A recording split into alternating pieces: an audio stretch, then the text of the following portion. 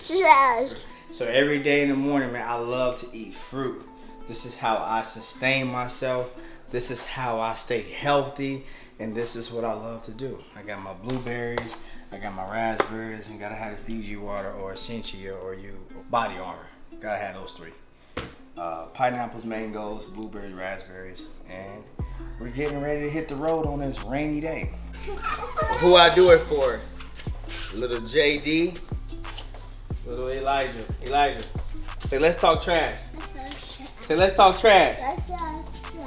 All right.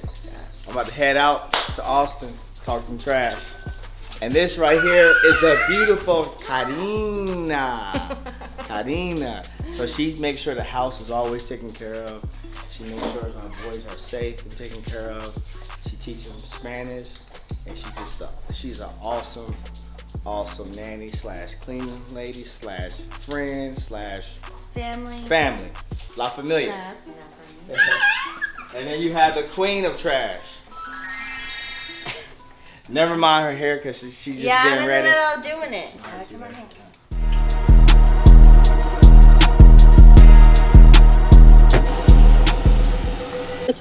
A la banqueta. There we go. Okay, dígale vaya, Daddy. So anytime that I'm away, I gotta make it count for them. This right here means a lot to me. Okay. This is what Le vaya, Daddy, mi amor. Waste management is way better service to me than the valet trash. And the only reason why I say that is just because with the waste management side, a lot of haulers communicate and they help each other out. But on the valet trash side of things, when you're working with these apartments, it's a lot of evil people, a lot of people that wants their palms greased, and it's the same thing in any other industry. But I just feel like with the valet trash business, there's good and there's cons about it too as well. But waste management, I love the fact that every hauler works together. And with the valet trash, we don't work together. We're scared to give out information. This is the reason why I'm doing what I'm doing. Is taking you guys behind the scene and really helping you guys get into this space, because a lot of people will not tell you the game.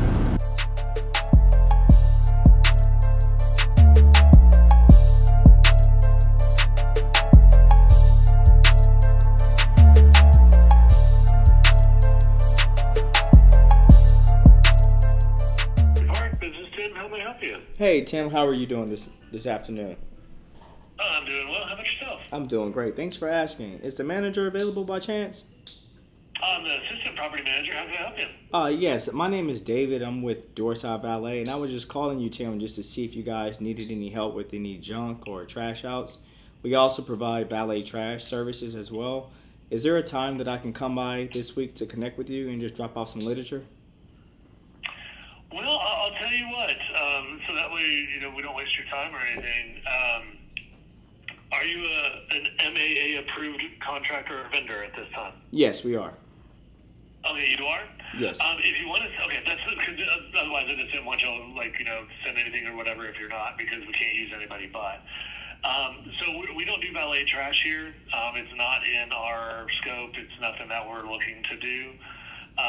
But as far as trash removal service, I mean, we could always definitely, possibly use other companies for that whenever that need arises. Do you have information you could just email to us? Sure.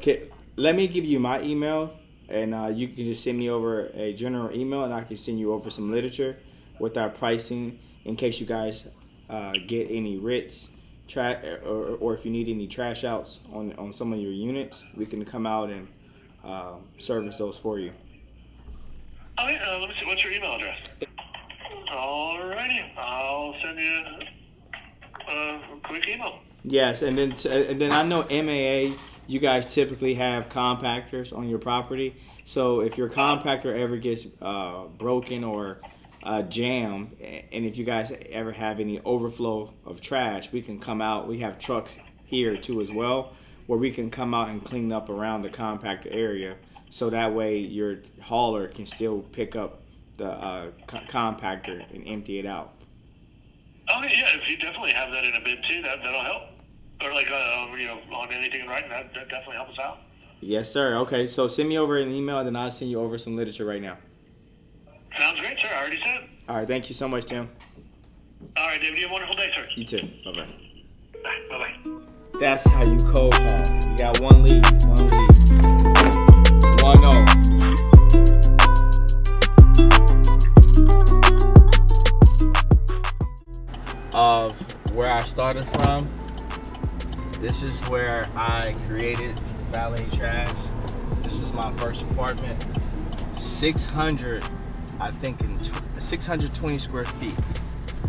That's how big my apartment was, but my dreams were way bigger than that. So, wow. You guys are now behind the scenes on where did I get this idea from? How did I create this idea?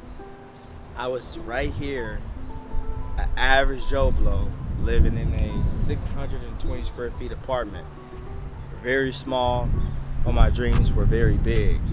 And I want to show you guys, I started from the bottom. And if I can start from the bottom and turn something into what you guys see right now, you guys can do it too. There's no excuses to how far you can take your imagination, and there's no excuses on the reason why you guys can't start now. So let me show you. Can't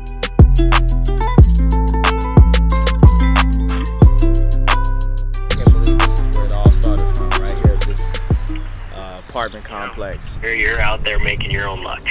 Yeah, you're right.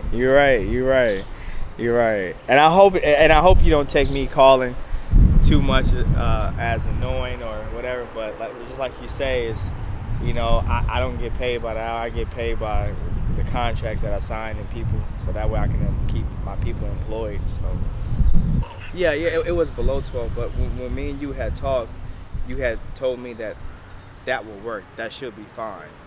But the thing is, it never came back to me to say, hey David, could you keep it for the term of the contract? Those are the things that are important to me.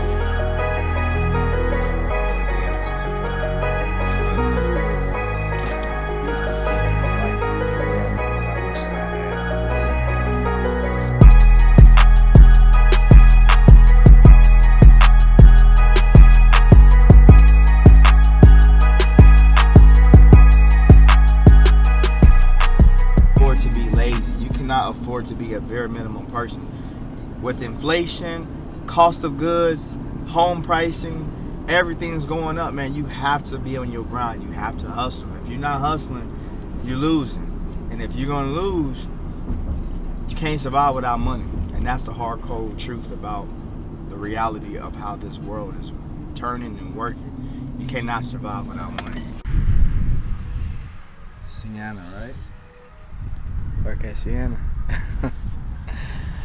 Let's talk trash.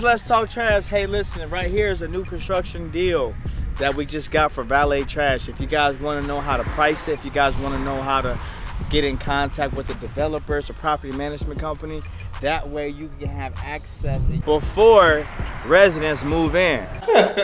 So Miss Karen was a manager at the apartment, my first apartment in Round Rock. She was a manager there when I first started. When I was trying to start my business, I didn't have nothing then. Now we're in 4 states. Awesome. Good for you. Yes, ma'am. Can we just do UOT? Just the acronym, just the UOT. And he was one of the guys when I stood up and told the whole crowd what I was fixing to do and what my business consisted of. He was like, "This is a joke." Elaborate. He told me. Being honest now, yeah, I did not. I didn't believe that was going to, especially the way the model that you were doing it, where you were saying you were doing the door-to-door stuff. I didn't see how that could be profitable. Yeah. But after we talked about how you're doing it now, where you are, it's in the contract for everybody there, and so then when you got the contracts with the actual place as opposed to going door to door, that's how it started to grow. Yeah. And then too, I'm trying to think. So out of all of the people that were there, we still are doing business consistently year after year. So like, It's interesting because groups like that, it's usually a lot of people who are trying to start their business. Yeah. They're not really in business yet, and so it's you're kind of going to those groups to try to learn how to do business, and you're talking to other people who are kind of struggling just like you to be in business. So it's kind of hard to deem from that. To learn from somebody who's struggling just like you are. Yeah, and that's and I think too that's where I was at that point too, because I didn't have anything. Yeah, you're still working. I was still working the job, and just having this trash dream of just servicing as many apartment complexes as I could, and I didn't have anything at that point, and I still was connecting with people like him, hoping that one day I can use his services and bring him on board and to handle all my tax needs. So here we are today. This is Eric Anderson. I'm CPA for David Symes of University of Trash. Go check out his website and go check out his YouTube.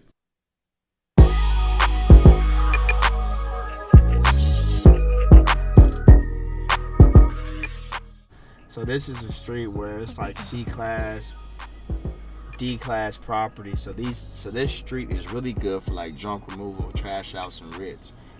Identifying the properties, what we talked about earlier, and knowing what to pitch when you're going in and speaking to the manager. Crawfish Shack right here. Yeah, that's where we used to eat at right there, Crawfish Shack. These apartments right over here, these are good for trash outs, junk removal, Class C properties that always have terms, that always have evictions, that always have people that's late on the rent, people moving out, people doing illegal dumping. This is a street, Wells Branch, where you guys want to be at. So if you're in Austin and if you're listening to this, if you want to finesse your hustle, I just gave you guys a gym. Come on Wells Branch Parkway, hit up all these apartments on this strip right here, and pitch junk removal, trash out, rich, and I promise you guys get a call back within no time. So we are here live here in Austin, Texas. I'm fixing to check in on one of my communities, stopping in just to see how things are going, see if there's any room for improvement. This is what you guys need to do. You need to check in with your clients. You need to make sure that they're happy with your services. Now, I'm gonna give you guys another tip. Follow me. So, before you go in, and if you want to know who's the management company, 9 times out of 10 they have it on the rug. Right here, they have it on the rug. So this is Night Best Management. So then you have leverage. I wonder how many properties Night Best Management manage. So then when you leave here, you Google Night Best Management, and then you can finesse your hustle to see if they have any other properties in the area. Follow University of Trash. Sign up for our courses if you want to learn more about how to finesse your hustle and how to talk trash.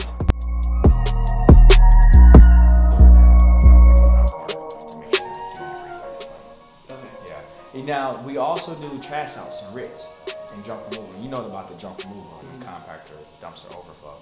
This building right here behind me was my last job that I had 8 years ago, man. I was working here, clocking in, clocking out. I hated this job. I got this job through Randstad, a temp service position. My manager was BSing me around. I hit every target. I was cold calling. I was the #1 salesman here for this company called KPI Analytics. And I remember telling my manager, one day you're gonna ask me for a job. One day you're gonna ask me for a job. I was so confident. I was so convinced that my trash company would be big. I wouldn't need a 9-to-5 job. And I would be right here one day telling my story on how I was coming in and out of this building, angry, upset, frustrated, knowing that there was more to life than clocking in and clocking out and working for somebody else. Not saying that a job is bad for you. Everybody cannot be an entrepreneur, just like everyone cannot work a 9-to-5 job. There's people that's built for this and there's people that's not built for this. But I remember walking out here on my lunch break.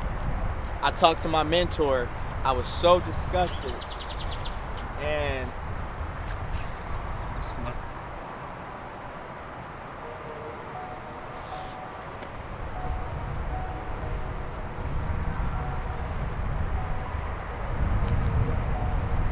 was so disgusted with myself. And I believed in myself. And nobody did. And I was out here. And I was on the phone with my mentor. And he was like, your business will never take off because you're treating your business like a hobby. And from that day, I went home. I talked to my girlfriend, which is my wife at the time, which is my wife now. And I said, I got a plan. I said, I'm gonna get fired on purpose. We can't spend money how we normally would spend money. We have to make a sacrifice because I need the time to do this business that I believe in. And my wife believed in me at the time.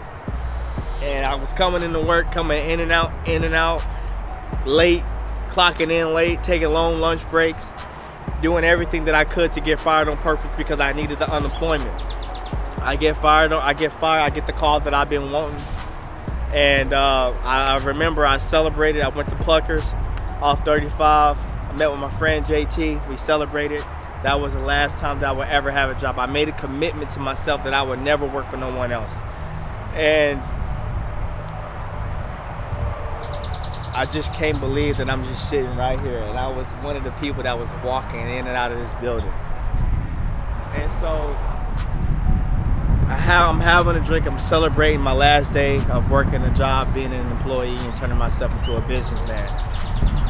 And my wife, she was scared. I was scared. I didn't know what route to take. I didn't have someone holding my hand to teach me what I'm about to teach you guys and how to avoid the mistakes that I made early on. So I get fired. I get unemployment. I get on food stamps. I'm door knocking, I'm hustling each and every day. I'm in and out, door knocking, cold calling, door knocking, cold calling. Nothing is happening for a year. So my wife and I, before I got fired, we had paid for a cruise to go on. And you know how you prepay for a cruise, you prepay for a trip, but then when it's time to go on a trip, you're broke. And on that cruise, I broke down like a baby, man. I cried my eyes out. I broke down to the point where my wife had never seen me cry. And she was asking me, like, she was telling me it's gonna be okay, but I was reading Tony Robbins' book. I was reading Les Brown books. I was reading Eric Thomas. Reading all these motivational and inspirational books and listening to podcasts and stuff like that, man. And we come back from our cruise. I get a call from the CEO of the Elite Group, which is my mentor to this day, that he had 2 properties here, downtown Austin. And that was the start of our trash journey. And I never looked back ever since, man. But this just brings back memories of me just being out here on my lunch break. Now it's time for me to help you guys. Help you, because I know there's somebody in this building right here that is tired of coming into this building. There's somebody in this building right here that believe in themselves, but they're afraid to jump. There's somebody in this building that is eager to stop working and knowing that they deserve more than what they're getting from their job. There's somebody waiting on me. Let's talk trash, let's talk trash. As you guys can see, this building behind me right here, this was my first valet trash contract that I received. This is only, I think, 20 to maybe 30 units. No other valet trash company wanted to take this property on because it was too small. Let me tell you guys something.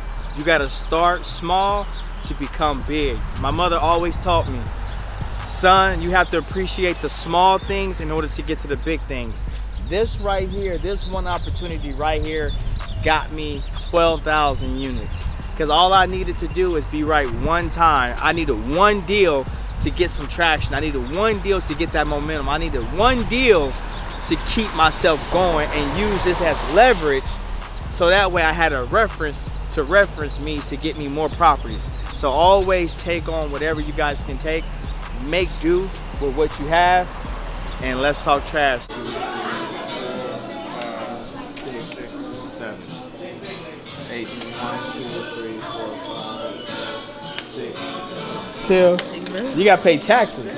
Hey, baby, Yeah, who city you in now? This ain't who city you out of there, baby. You out of there. And we was like, you know what? Anytime you see a church's chicken is where? He call it the Jets. It's in the Jets. I say in the hood. I say every time you see a church's chicken, you know you in the hood. So this right here is a special lady. Gone too soon. So this woman right here took me in when I was a couple weeks old, and I made the news wrapped up in a blanket. My mom had got arrested and went to jail, and she was the only one that came and got me before Children's Services would have came and got me. So this woman is very, very special to me. Wish she was here today. I don't know all y'all know David, my nephew. I'm Uncle Dwayne, Uncle D, big guy, whatever you want to call me, that'd be me. Back in, what year was that, David? And I brought you back from 2010. Yeah, he fresh out of high school, just graduated. Came down, scooped him up, brought him to Texas. And you know, he wanted to get away from Ohio. And I don't know if anybody knows anything about Dayton, Ohio, or Ohio, in the area we lived in. I call it Dodge City. You got the mayor running from the police commission, the police commissioner running from the mayor. You know, it's just a messed up situation there in Dayton. I mean, it's like, get out, you can do good for yourself. You stay in, you're going down for yourself. And I can't put it in no other direction than that. But anyway, going back to David, yeah, I brought him to Texas when he graduated from high school. I wanted, because I knew for a fact that wasn't nothing going on in Ohio, in Dayton. Nothing. I mean, that you just want to spend some time in the big house. And that's what it was about. Yeah, some people do achieve their goals and move on because they got something they want to achieve in life. But then you got a lot of young guys that want to come along, stick up kid. And, you know, I know sometimes we make choices, but sometimes you got to make the right choice in life. And because my friend wanted to be this or be that. True enough, I'm running with my friend, but I see that's not the way to go. And if I think a lot of young kids nowadays would do that, put some thought behind something, I think a lot of them would be in a better situation that they are in or could be in. But that's what I say. But like I say, David had the opportunity when he got to Texas, when he came down. He started out a job that he worked at, but he wasn't too happy about, but it was a job. And anybody knows you gotta have a job to survive. So he pushed the issue, he worked where he worked at. He wasn't too happy about what he was doing, but he worked it. So I guess one day he was sitting there talking, he said, these guys making all this money, how come I can't make more money? What can I do? And I guess he went back to his experience that he ran across as he left Texas when he came back with me. He went to Georgia. And he seen a situation in Georgia that he followed up. And he's still following up today here in Texas. And that's, you know, trash. That's why he's saying thing is, let's talk trash. Because that's his business, is trash. I mean, I'm proud of my nephew to see what he accomplished, what he achieved. You know, I take my hat off to him. So, like I say, nephew, you did well, you're doing well, and you stay doing well and good. You know, we can't do nothing but take our hat off to you and say, I appreciate what you do, what you're doing. But remember, always, remember, do right. Do right, do God, because once you do right and do God, you will always be blessed. David's aunt, I'm so proud of him. He came and lived with us in 2010. Then he left, he stayed a year, then he left and went to Georgia, and then he came back again. And since he's been back the last time, he's just going up and up and up and just keeping it on. He's helping his family, he's helping friends. He just don't make the money and just hold it to himself. He tries to help everybody. So I'm really proud of him, and I know his mom and everybody else is proud of him as well. We all love him. Just keep on doing good, David. You got this. Thank you.